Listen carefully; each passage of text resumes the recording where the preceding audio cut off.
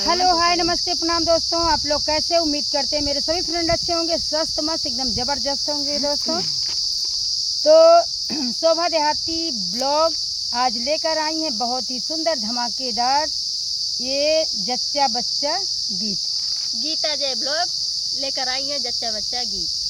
भाई हम कुछ लेके ना आया है जो दही हमको ले ले बस। ये खिलाओ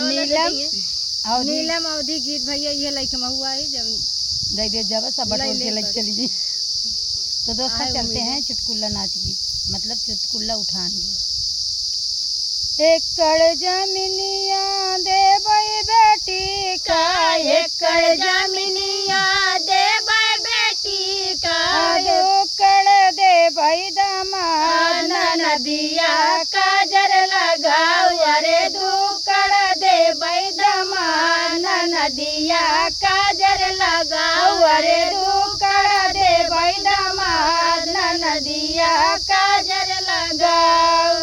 दोकड़ दे भाई दामाद नदिया काजर लगाओ, तिकड़ दम जमीनिया दे भाई भयन का, तिकड़ जमीनिया दे भाई भयन का, बहू कैसे लगैने गचान नदिया काजर लगाओ, बहू कैसे लगैन गचान नदिया काजर लगाओ, तिकड़ जमीनिया दे भाई भयन का, तिकड़ जमीनिया दे भाई भयन का, बहू कैसे लगैने गचान नदिया काजर लगाओ, बहू कैसे लगैने गचान नदिया काजर लगाओ, एकड़ जमीनिया तोरे बेटा के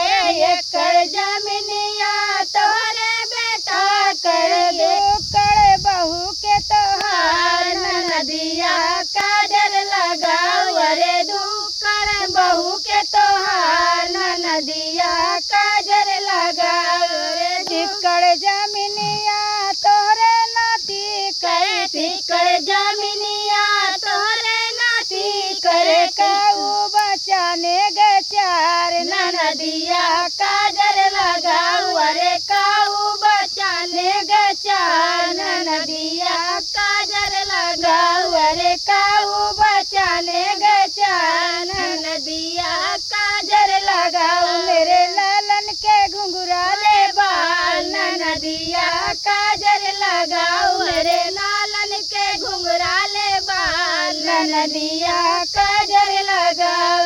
रोवत की जबान करैना नदिया, रोवत की जबान करैना नदिया,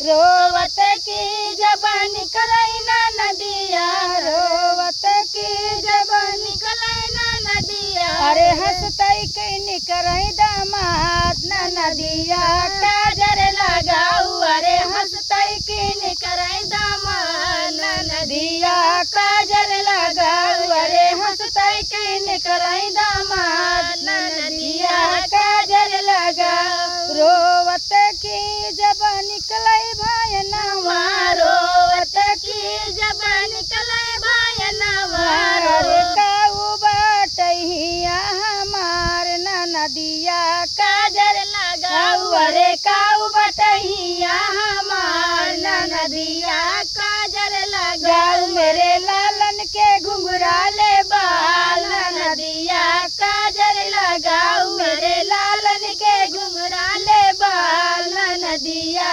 काजर लगाओ, मेरे लालन के घुंघराले बाल नदिया काजर लगाओ, देउड़ी पे चढ़े भैया निहार, देउड़ी पे चढ़े भैया निहार,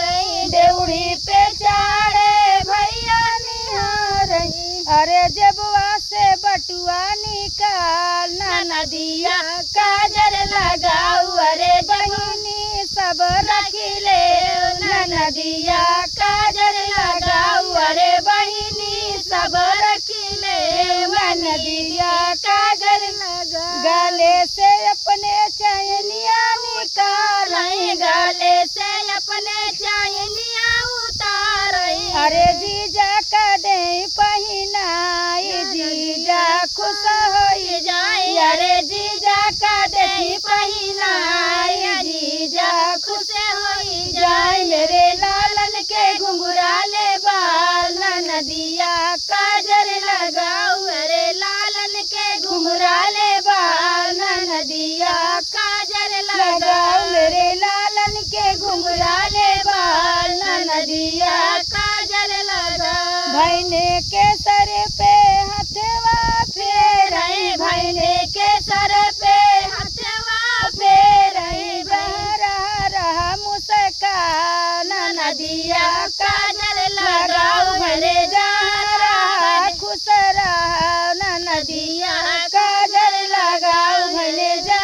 रहा खुश रहा नदिया काजल लगाओ मेरे लालन के घुंघराले बाल नदिया काजर लगाओ मेरे लालन के घुंघराले बाल नदिया काजर लगाओ। तो दोस्तों ये जवाबी जच्चा बच्चा गीत था। आप लोग जच्चा बच्चा गीत को फुल वॉच करके देखिएगा तो पूरा आनंद आएगा दोस्तों। नेक्स्ट वीडियो में मिलेंगे। जय श्री कृष्णा, जय चंडिका माँ, जय जय हो जय।